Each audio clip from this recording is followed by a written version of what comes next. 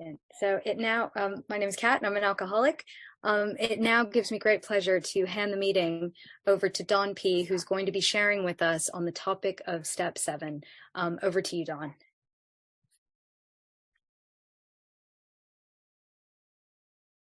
I'm going to unmute you there. There I got it. Hi, my name's Don Potter. I'm an alcoholic. My sobriety date is September 14, 1983. So I just, I'm in my 40th year, and it's I'm more excited today about AA and the principles and the people and the gifts that I was when I first came in. Let me just briefly give you a little bit about what I was like, what happened, and what I'm like now before I get into this, and I'll try and keep that brief. I had a lot of phases in my life. I wanted to be an athlete, and I played American football and baseball and swim team and all those kind of things, and all through my early years and into high school and college. And it wasn't until that career was over that I started drinking and smoking. I hadn't done that until I was 20 years old. And the first time I drank, I got drunk. I blacked out. I threw up all over myself and anybody who was near me. And the next day I asked around. I felt terrible, but I said, "When's the next party?" And I was off and running. It was a 26-year run. So I didn't get here when I was a baby. I was 46 years old when I arrived. I am 86 years now. By the way, it's very exciting because I've been 86 from so many places, and now I can spend the whole year being 86 and nobody's going to throw me out of anywhere. So that's exciting. My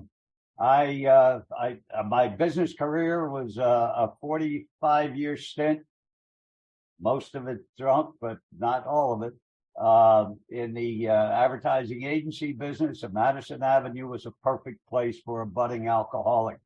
And I made my way from Madison Avenue across the country to the West Coast. I didn't know they were called that they were called. What do you call it? I just forgot it. Geographic. Excuse me. Thank you. At the time, but that's what I was doing. And so I got here after, and I was also, as well as marrying, I got married a lot. As well as drinking, I got married a lot.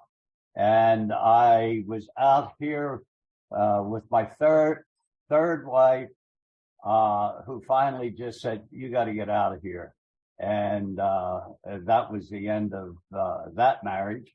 And I was taken to a meeting of Alcoholics Anonymous. I was just an observer, you understand, because you would have drank like I did if you had my problem. I went to a meeting and I couldn't believe everyone that spoke. It was a newcomers meeting, but there were about 200 people there at the old Radford in North Hollywood, California. And everyone that spoke, young, old, male, female, black, white, or whatever, they were talking to me. They told my story. I couldn't believe it. I went home that night and I said, "God, if I'm an alcoholic, give me a sign." You know, I was always looking for a sign. And I went to bed, no sign. I got up the next day. I went in the office. I was restless, irritable, and discontent more than usual. I left early and I drove over to Studio City from Hollywood, where my office was. And I went down that street where that building was, the old Radford Clubhouse. And I said, "Wow, yeah, this is it, right at the end of the street before the Wash, before the LA River there, last house on the block." And I said, "Maybe I'll go and see what they're doing." And but it was packed and there were cars all over the place. And so I said, there's nothing here. I can't find a place to park. So just as I said that, somebody came out and right in front of the building, their car was parked and they drove away. I pulled in there, and it was a few minutes after 12 on the 14th of September. And I walked through those doors, and just as the secretary was saying, "Are there any other alcoholics present?" And my hand involuntarily went up. And I said, "Oh my goodness, what happened?" And I sat down in the back so no one would see me. And from that day until this, I have not had a drink or a pill or a joint or a line or any other mind-altering chemicals, thanks to the program of Alcoholics Anonymous and a loving God who brought me here in the first place, and who's been with me ever since. So that's where that's how I got sober. But let me say one thing, that my first that's my first 6 months of sobriety, I had a lot of stuff. I lived in a penthouse. I had a wife at the time, and I had a couple of Cadillacs in the garage, and I belonged to the country club and all these kinds of things. And I thought I was sitting on top of the world. And what happened is, the first month of sobriety, I got fired. The second month, my third wife left me, or she asked me to get out. I don't think she left. I left. Then the next month, my bank accounts were wiped out. The next month, my cars were gone, and the next month, the IRS came after me for back taxes. And the very next month, 6 months later from my sobriety date, my watch broke. Now, the significance of that is I had nothing left. I was living in the back of my second wife's house, because my kids said, "Dad's going to be homeless," and I had nothing. All I had was the clothes on my back and a lot of resentments, a very poor attitude, but I was sober. So during those first 6 months, I went to a lot of meetings. I worked the first half of the first step, believing that if God got me sober, I'll leave that up to him, and I'll take care of business and all the rest of my life. I'll manage that. Well, as it turned out, there was nothing left to manage. But fortunately, after those 6 months, and I couldn't find a job. I thought I was going to never be back in the business that I loved. And little by little, the light turned on in me, and things opened up. And finally, I surrendered and took the third step prayer. And from that point on, it went very well. Now, I'd like to tell you that was it. There were no more ups and downs or anything else. But as it turns out, life is life, and it's not always pleasant. And so over those years, I had, I remarried and ended up with a wonderful girl that I met in AA, and we were married for over 30 years. Unfortunately, she developed Alzheimer's disease, and after 7.5 years, that and cancer took her. And that was several years ago. Since then, I've moved down here to Palm Desert, on a golf course, living in just one of the most wonderful places you could be, with some of the greatest AA, because there's a lot of people that have moved down here over the years, retired or otherwise. And AA is as strong here as it was back in LA, which was very strong. So I found a new home, a new life, and certainly through AA, I found a new way of living. And it's so nice because I spent the time this morning on the phone with my daughter. She and my other daughter are coming down, not with their kids and the family, but with their dogs, to spend a few days down here next month. So the woman who threw me out 40 years ago, and I bumped into each other about a year ago, and we are together now. We both made our amends. She got spiritual through her church, and I through the program, and we were able to put all those things behind us and see each other with a new pair of glasses. So my life is it's never been better. And part of that is because I think I'm the best me I've ever been, but I got a long way to go. And as long as I'm here, I've got to stay close to the program. I must be in the center of the middle of the herd. I spent some time during those years while I was back in the business world, where that was number one in my life. And AA and God were sort of 2 and 3, going back and forth. And what happened was I finally, when I retired a few years ago, it's 20 years ago now, when I retired, I jumped back in the middle of the herd again. And I was fortunate in that I had a spiritual awakening. I've had lots of spiritual experiences along the way, but I've had only a few spiritual awakenings, and they seem to always be connected with the surrender. And that's when I feel the presence of God in my life. The experiences are just a feeling that God may have had his hand in whatever happened there that I couldn't have done anything about. But the awakening is, which it promises us in the 12th step, having had a spiritual awakening as the result. That's the only guarantee, the result of these steps. We went on then to carry the message and to practice the principles in all our affairs.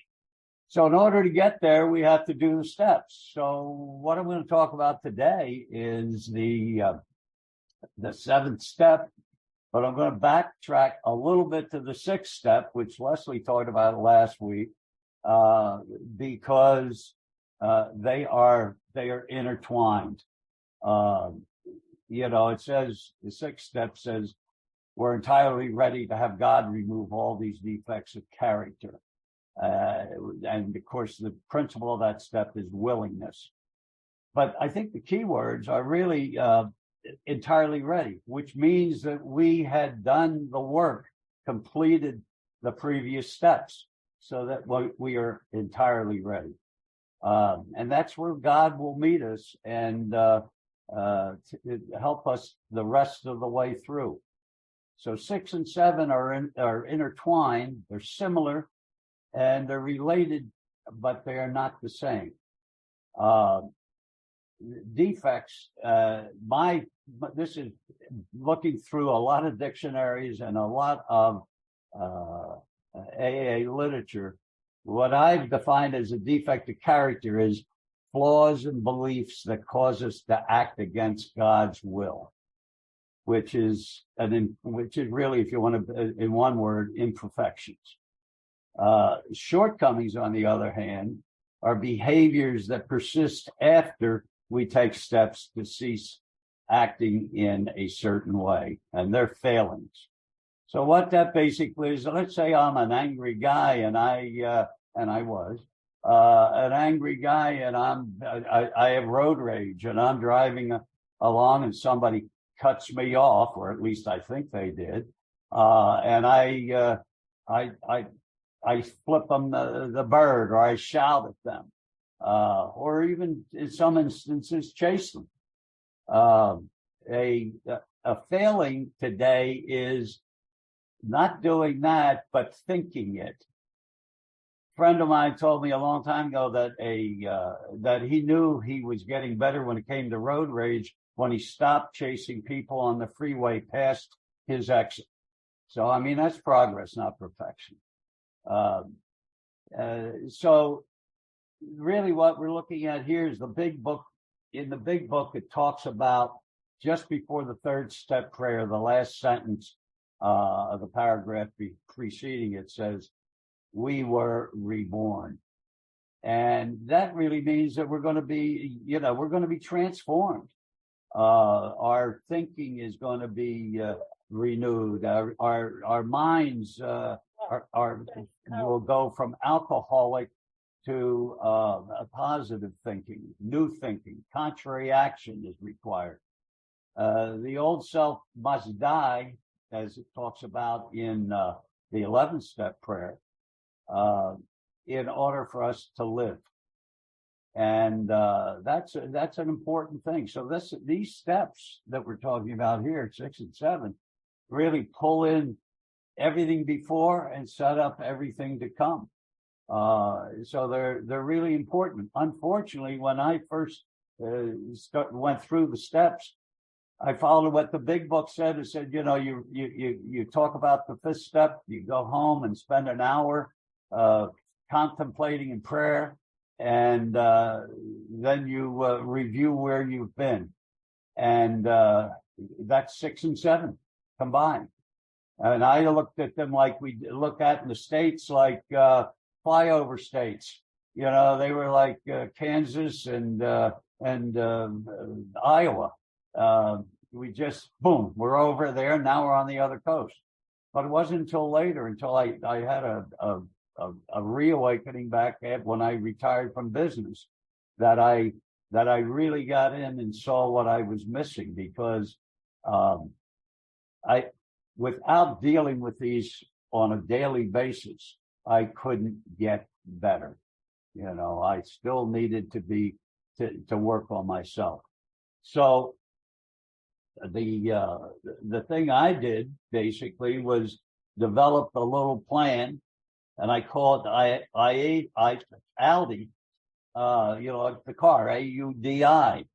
And the first, so that's an acronym for A being aware. Well, in 4 and 5, we get to our defects. We review them with our sponsor in 5.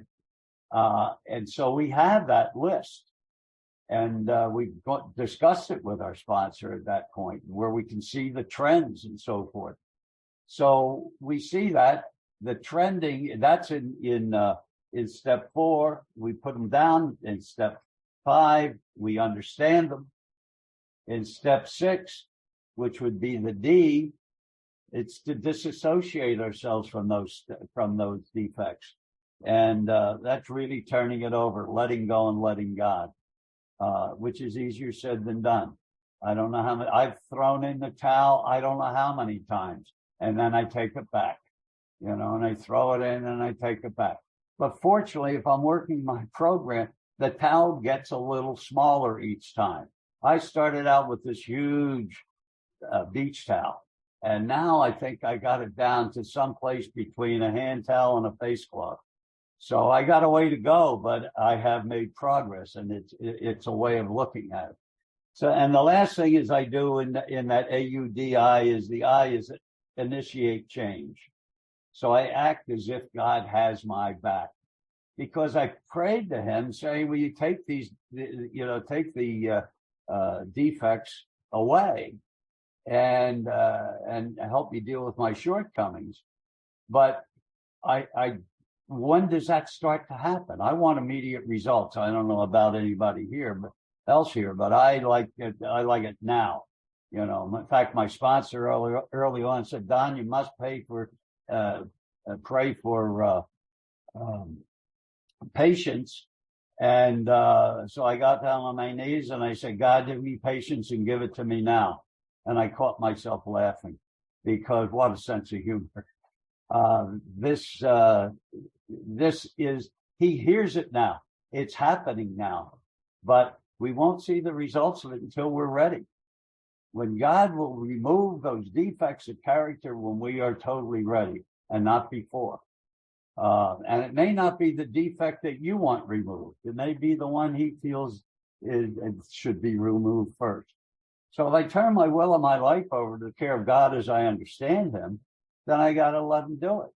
And so one of my morning prayers, and I do a little thing, I like these little acronyms. I do a little thing that I call my RPM. It's to get me energized and get me going in the morning. It's read, pray, and meditate.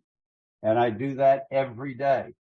And when I do that, I ask before I go out and do anything or do my work here, because I'm an author, so I work a lot in my home.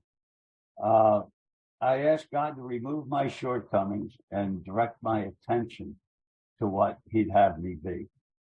And if I go out and do that, and I try to do what I think God would have me do, it's amazing how good that day turns out to be. And by the way, I also, and I can do this because I am retired, because the work that I do is at my own schedule. I go to a meeting virtually every day. I go to a couple Zoom meetings during the week. I go to a big book study. I go to a 12 and 12 study. I go to as Bill sees it, study, and I go to a men's SAG. And sometimes I go to a speaker meeting, just, with some friends and have dinner and then go to the meeting.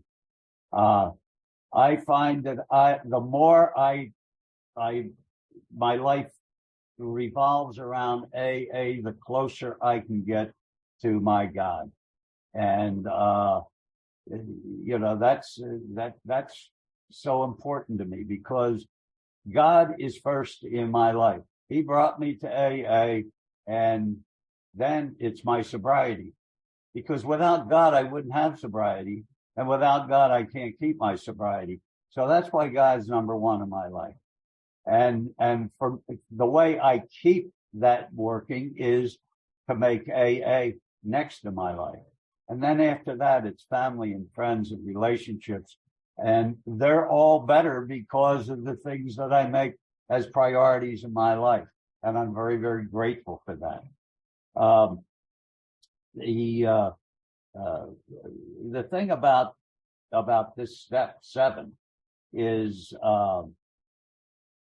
I found my God was too small when I came in to do this.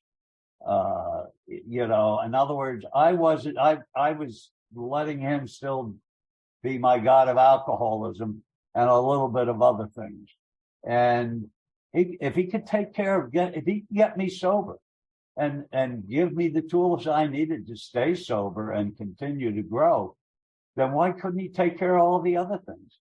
So I used God. I had been a heavy smoker for a lot of years after, in the business and so forth. And I stopped smoking in 1990, and I used the principles of the program of Alcoholics Anonymous to do it. And it worked. I've used it for relationships. I've used the program for eating properly. I'll do this up and down and up and down.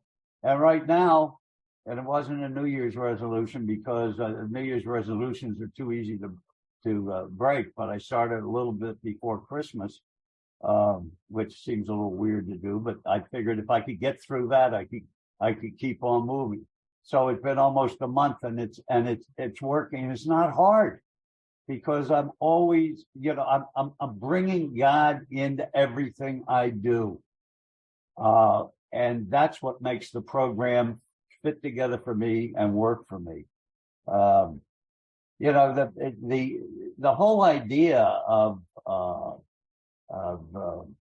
humility is really a funny thing for alcoholics to talk about, because I was far from humble when I came in, and it's so easy to let my ego get in the way of things, and my fears and the little things that alcohol took care of for me. I had to turn those things over to God, so that and work the steps so that it lasts. And it has worked for so many years. I just want to read a couple little things out of the